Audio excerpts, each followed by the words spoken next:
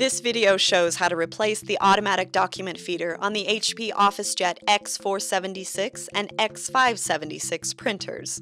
On the front of the printer, press the power button to turn off the printer. Disconnect the power cord from the rear of the printer. Raise the automatic document feeder. Lift the back left corner of the automatic document feeder off of the printer.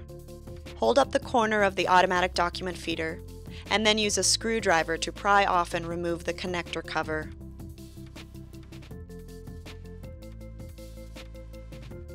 Set the connector cover aside and then pry the cable connector box out of its receptacle. Tilt the automatic document feeder forward and lift it off of the printer.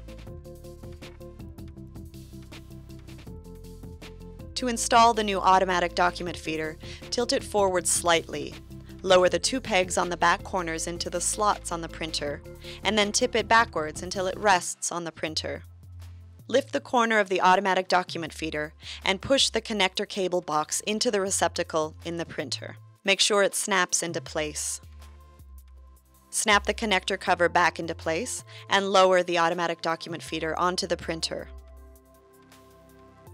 Close the automatic document feeder.